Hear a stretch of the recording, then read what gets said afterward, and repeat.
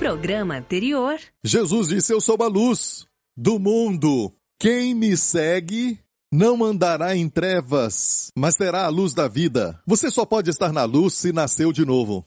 Não é por fazer algo, nem mesmo amar. Lembra que a Bíblia diz: amar uns aos outros é um sinal ou um fruto de que você nasceu de novo. hoje com o pastor Joseph Prince. Voltando a João, quando ele disse em 1 João 2, que diz assim: aquele que diz que está na luz, certo? E odeia seu irmão, está falando de um homem judeu que diz que é um crente, mas odeia o tempo todo. E isso convenceu o apóstolo João que ele não é crente, mas é um irmão judeu. Entendeu? Certo? Aquele que ama seu irmão está na luz. Está claro isso? Não quero passar muito tempo aqui. Outra coisa que tem que saber de 1 João 2, e é interessante, você diz, pastor Prince, e Hebreus 6, que fala o seguinte: sabe que é impossível para aqueles que experimentou a boa palavra de Deus, os dons celestiais, se eles caíram, é impossível renová-los para o arrependimento. Eu preguei uma série de mensagens nisso. Onde você estava? Mas para o seu bem, certo? Vou falar de novo. Amém? Não vou falar tudo, só mostrar algo. Neste capítulo tem um princípio e guarde isso no seu espírito, ok? Guarda no espírito. Ok, vamos para o verso 18, que diz assim: filhinhos, é já a última hora. E como ouviste que vem o anticristo, certo? Também agora muitos se têm feito anticristos, por onde conhecemos que é já a última hora. Sabe, tem um anticristo e tem muitos anticristos. Olha, perceba que não é antideus. O problema no mundo hoje não é que o espírito que se levanta contra a graça de Deus não é anti-Deus. Muitos se levantam contra você em nome de Deus. Quando fala da centralidade de Cristo, é sua obra concluída, a amabilidade da sua pessoa, eles têm um problema. É o espírito do anticristo e não de anti-Deus. Está me ouvindo? Pense nisso, certo? Saíram de nós. Quem são esses anticristos? E João vai falar algo. Olha, escute isso, escute bem isso. Eles, os anticristos, na época de João, que pregavam heresias, saíram de nós, eles saíram de nós. Então eles eram cristãos? Eles eram crentes? Vamos ler, saíram de nós, mas não eram de nós. Porque se fossem de nós, ficariam conosco. Mas isto é para que se manifestasse que não são todos de nós.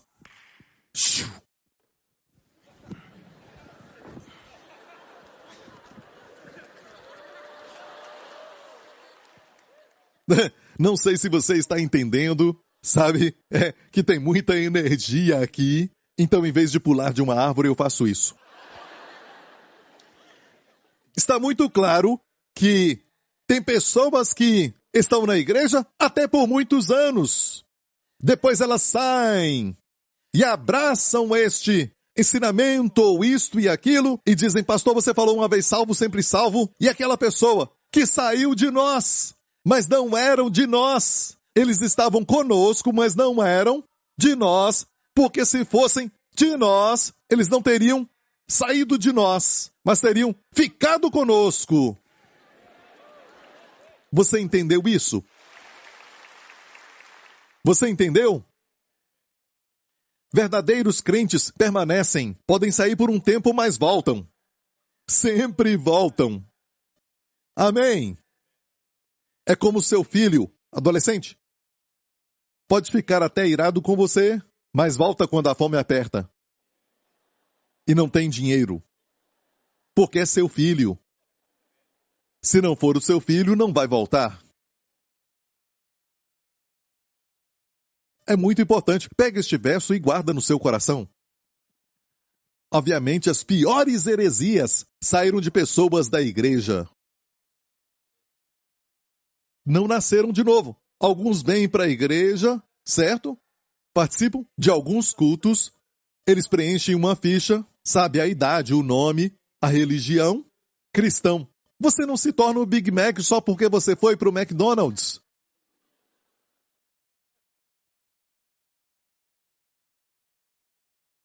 Se for para uma garagem, você não vira um carro. Você tem que nascer de novo. Bem, dá para falar quem nasceu de novo ou não? Sabemos que, se você crê no Senhor Jesus Cristo e crê na sua obra concluída, você nasceu de novo, amém? Você entendeu isso? Ok, meu tempo está acabando, eu preciso da sua atenção. Você entendeu tudo isso? Certo? E agora, falando de Hebreus 6, perceba. Aprenda isso. Miles Clovedel disse, para quem está falando, qual o contexto da sua fala, quando ele falou isso, agora olha isso. Certo? Vou falar de gramática. Se eu falar eu, que pessoa é essa? Primeira, segunda ou terceira pessoa? Primeira. Se eu falar você, que pessoa é essa? A segunda. Se falar eles? Terceira. Saíram de nós. Certo? Olha isso. Hebreus 6.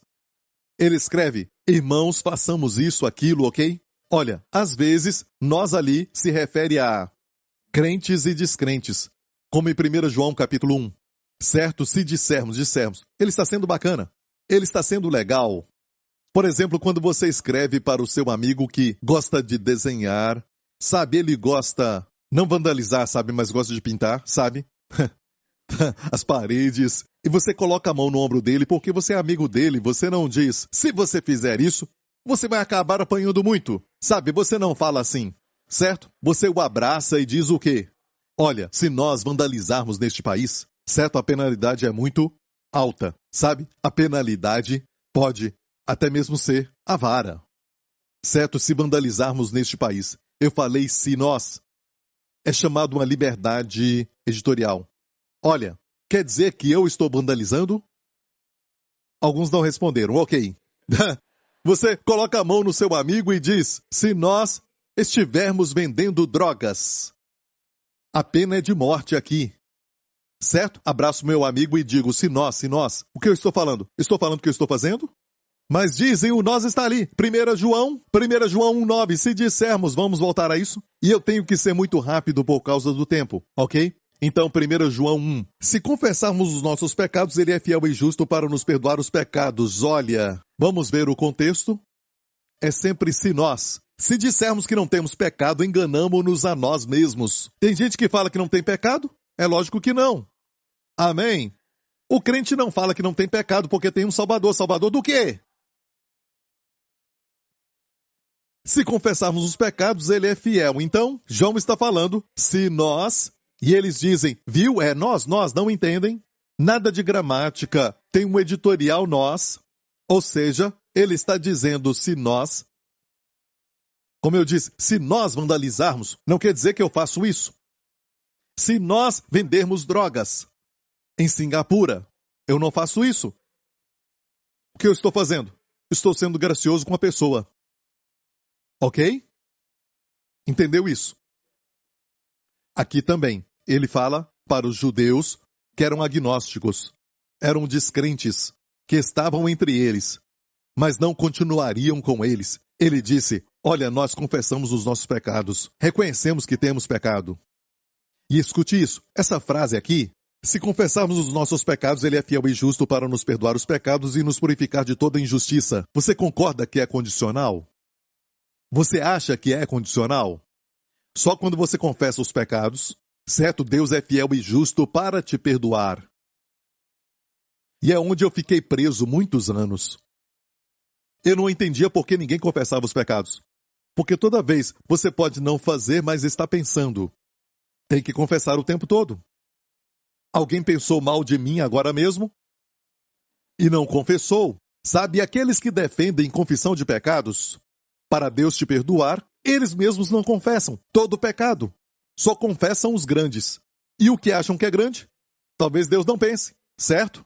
Que aquilo é grande. Para Deus, murmurar é grande. Descrença é muito grande.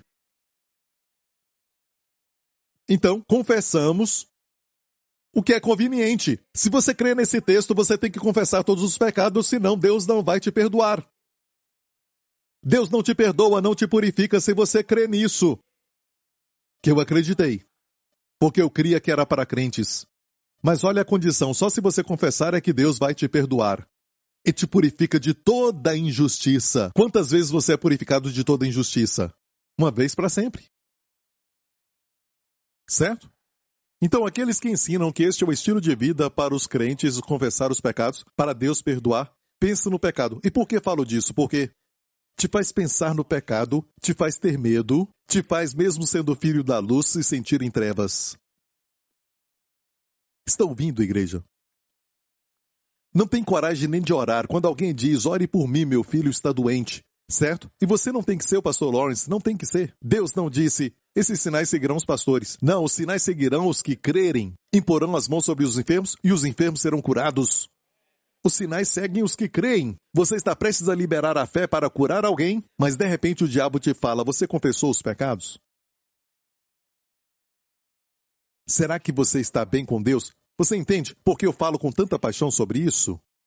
Eu sou um daqueles que criam realmente que isso era para crentes e quase fiquei louco por isso. Os que estão comigo já por muitos anos vão se lembrar daquele líder dos jovens, que era eu, que eu ficava naquela reunião confessando os pecados e pensava por que ninguém fazia isso, só eu. Eu queria tanto ficar bem com Deus. Outra pergunta que fazem é, olha, só crentes confessam os pecados? Os pecados, confessar os pecados. Só crentes podem confessar pecados? Descrente não confessa pecados. Olha, amigo, se esqueceu de algo. Este livro é para os judeus. Eu disse que é para os judeus. Certo? Você sabe o que os judeus pensam sobre confessar os pecados, quer ver? Sabe, até o povo judeu, que nem era salvo, confessava os pecados. Vou te mostrar. Sabe, em Mateus, a história de João Batista. João Batista na época de Cristo, ok? Então ia ter com ele Jerusalém e toda a Judéia e toda a província adjacente ao Jordão, do Rio Jordão. Eram por eles batizados no Rio Jordão. Escute, eram batizados por ele no Rio Jordão, confessando os seus pecados. Pergunta. Será que confessavam pecados item por item? Imagina uma fila longa de João Batista. Esse cara chegou aqui às 9 da manhã, confessando os pecados um por um, por um, por um, por um. Eu me lembro que eu tinha 3 anos de idade. Então, 3 horas para isso confessar os seus pecados, e veio outro, e a fila longa. Acha que foi assim? Honestamente, você acha que foram a ele confessando os pecados um por um? Então o que é isso, confessando os pecados? Quer dizer assim, a Bíblia interpreta a Bíblia, a mesma coisa quando o filho pródigo voltou para o pai. Como ele confessou os pecados? Pai, eu pequei contra o céu e pequei contra ti. Não sou mais digno de ser chamado teu filho. O que o pai disse? Lucas 15. E o filho lhe disse, pai, pequei contra o céu e perante ti, e já não sou digno de ser chamado teu filho. O que o pai fez? O pai disse aos seus servos, trazei depressa a melhor roupa. Obviamente o pai aceitou a confissão que ele falou. Mas espera um pouco, espera um pouco. Espera um pouco. Este rapaz pecou com prostitutas. E nem confessou. Certo? Ele nem confessou que desonrou seu pai, pedindo a herança antes da morte do pai. Só disse, eu pequei. Pai, eu pequei. A Bíblia fala que é confessar os pecados. Eles iam a João Batista confessando seus pecados, que eram pecadores. Pequei contra Deus, pequei contra o Deus de Abraão, Isaque e Jacó. Por favor, me perdoa. Peça a Deus para que ele me perdoe. E eram batizados, nem mesmo sendo salvos. Jesus não tinha morrido ainda. Seu ministério nem tinha começado quando eles foram a João, confessando os pecados. O que eu quero dizer é que descrentes judeus confessavam seus pecados o tempo todo, antes de Cristo. Está ouvindo, igreja? Mas eu acreditei que, de alguma forma, você não é salvo antes de confessar os pecados. E alguém diz, Pastor Prince, a Bíblia diz confessar os pecados uns aos outros. Sim, é lógico, e isso é tão lógico que eu nem preciso falar nada sobre isso. Quando você erra com alguém, marido e esposa, por exemplo, a Bíblia diz, confessai os pecados uns aos outros, diga perdão, eu estava errado, e orai uns pelos outros para serdes curados. Isso é um com o outro. E eu recomendo isso, mas com Deus, os pecados foram perdoados, passado, presente e futuro. Ok? E o fato é este, igreja, certo? Vamos voltar para 1 João 2,12 e vamos terminar. E aqui é 1 João capítulo o quê? 2. E vamos terminar. Mas escute, se você esquecer de tudo, não esqueça isso. Certo? 1 João 1,9. Vamos ver isso. É 1 João capítulo 1. Certo? Se confessarmos os pecados, Deus é fiel. Se isso for para crentes, tem um problema. No capítulo 2. Se este verso é para crentes, temos um problema no capítulo 2. Por quê? No capítulo 2, o próximo capítulo, certo? Verso 12. Agora João diz, filhinhos, escrevo-vos, porque pelo seu nome, olha, filhinhos aqui fala a todos os crentes. Teknion, não é bebê em Cristo. Teknion é um termo afetivo, filhinhos, escrevo-vos filhinhos, filhinhos de Deus. Ele disse, porque pelo seu nome vos são perdoados os pecados. E você sabia que no grego, como no português, tem algo chamado tempo perfeito. Perdoados aqui está no tempo perfeito. Sabe o que é tempo perfeito? Até no português. Sabe, no grego é muito forte. Tempo perfeito é uma ação que foi executada, uma ação que é completa, uma vez por todas, e não precisa repetir. Pode perguntar para quem conhece o grego sobre tempo perfeito no grego. Aqui é tempo perfeito. Qualquer estudioso pode checar isso na sua Bíblia. É tempo perfeito, que quer dizer que os seus pecados foram perdoados uma vez por todas. Não tem que repetir. Uau! Aqui está o problema. Se cremos em 1 João 1,9, que o capítulo anterior foi escrito para crentes, o que dizer disso aqui? João é um esquizo. Sabe o que dizem? Sabe o que eles dizem? Olha, João 1,9 é na prática para o perdão, e isto aqui é a posição. Cuidado com isso. Se você está enfermo e o médico te fala que a posição dele é de médico, na experiência não, corra. Se precisa de um conselho de um advogado, e ele diz, olha, a minha posição é de advogado, mas na experiência não, corra do seu escritório. Então, tentam falar isso, essa coisa ruim. Ou você é perdoado ou não é. Não brinque com isso. Isso não é escrito para todos, mas para os filhos, crentes em Deus, filhinhos de Deus. Filhinhos de Deus, os teus pecados te são perdoados, uma vez por todas, e não tem que repetir. Sabe o pensamento que teve de mim? Já foi perdoado, irmão. Amém? Pastor, tem que falar para as pessoas se arrependerem. Arrependa-se. Quando você conhece a bondade de Deus, a sua bondade te leva ao arrependimento. A bondade de Deus transforma a sua mente. Mas o perdão está contigo antes de mudar, enquanto muda a sua mente, depois que muda a sua mente. Isso te abençoa?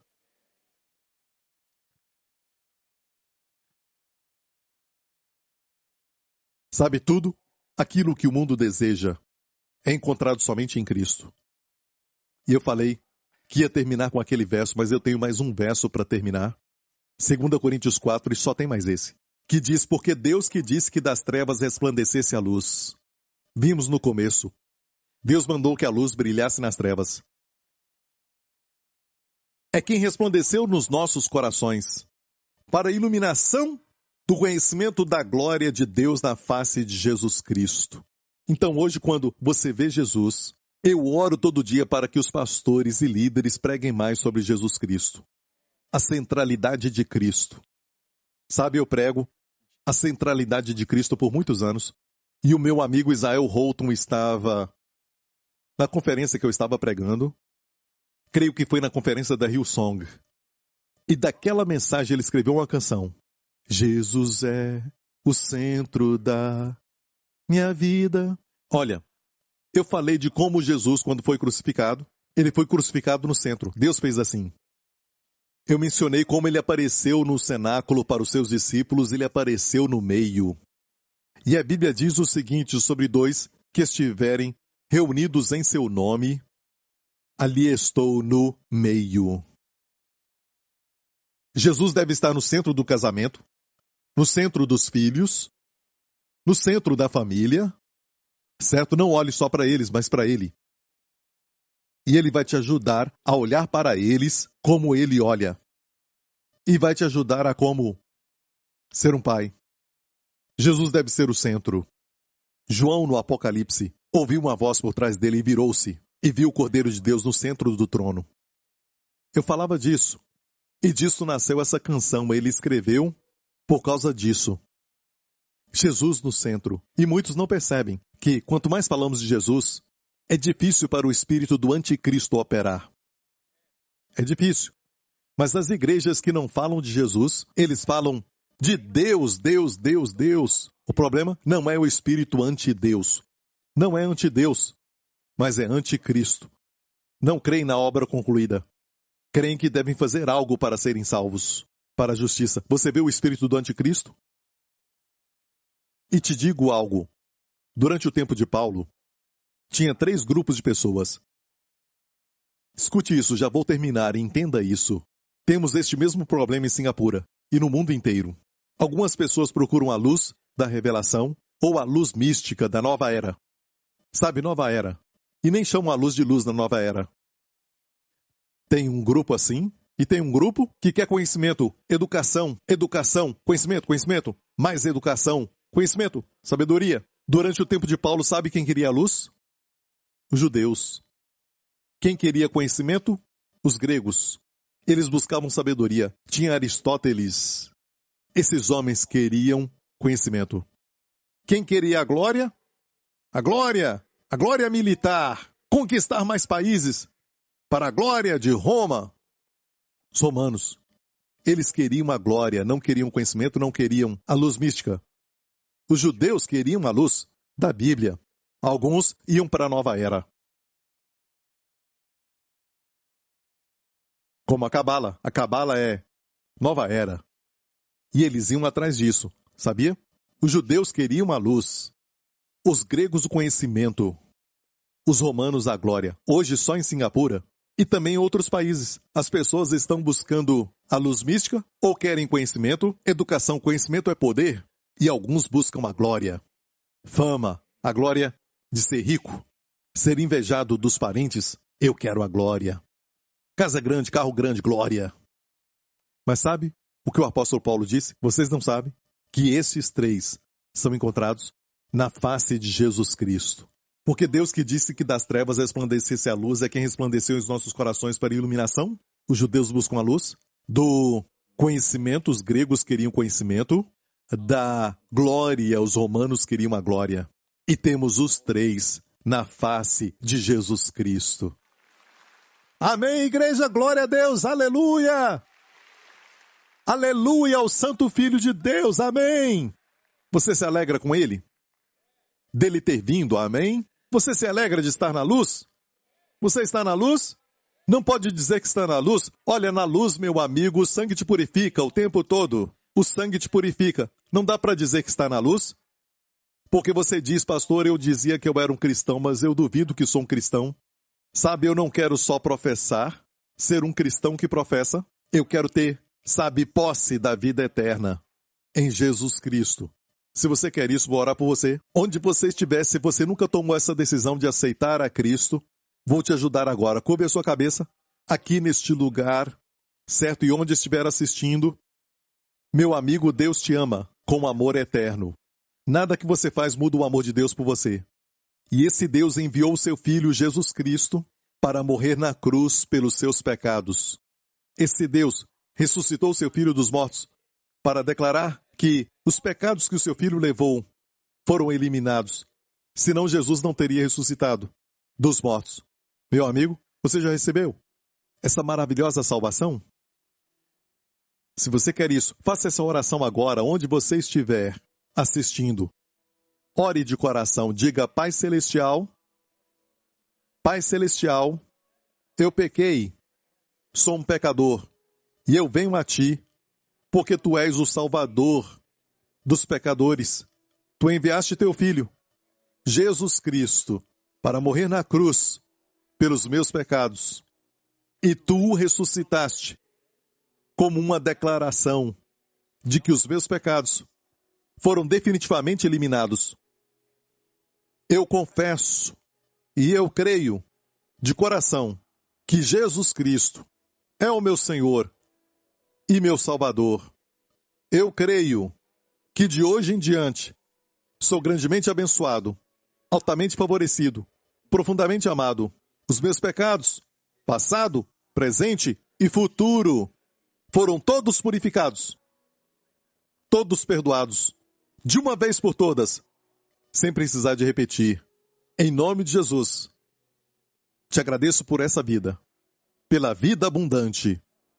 Em nome de Jesus, que nesta semana, Deus que guarda Israel, que não dorme nem tosqueneja, o Pai do nosso Senhor Jesus Cristo, que enviou seu Filho, porque Ele nos amou tanto. Ele nunca dorme. Ele vai cuidar de você nesta semana.